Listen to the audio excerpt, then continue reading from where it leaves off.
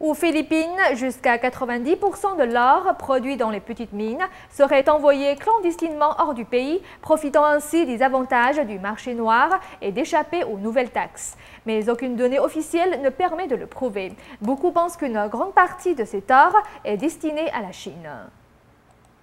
Le prix élevé de l'or est une veine pour les ouvriers des petites mines du sud des Philippines. Un mineur peut y gagner plus de 10 fois ce que gagne un ouvrier à Manille. Camille Landa doit subvenir aux besoins de ses 8 enfants. Je vais pouvoir acheter du riz. Je peux payer nos dettes, je suis content. Pourtant, si les mineurs gagnent bien leur vie, le gouvernement philippin y perd.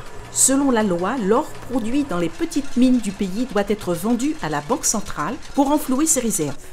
Mais les achats de la banque ont chuté de 96% cette année. Selon des responsables et d'autres sources, depuis l'application d'une nouvelle taxe sur l'or, le métal précieux est de plus en plus souvent détourné vers Hong Kong puis vers la Chine. The same amount of gold, but they went to underground. Nous soupçonnons qu'ils partent sur le marché noir ou qu'ils soient sortis du pays en contrebande. C'est 80% de notre or perdu. So 80% of the gold lost. The black market now is flourishing. Le marché noir est en pleine expansion. Produce to the black market because the businessmen from doing those black market activities. Ils vendent leurs produits sur le marché noir. Impose, let's say, less 2 or 3% only.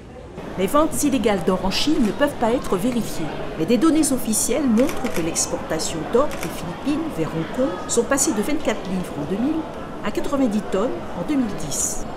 Les douanes philippines n'ont déclaré avoir vu que 3% de ce volume. Le gouvernement est prêt à imposer un contrôle plus strict sur les petites mines.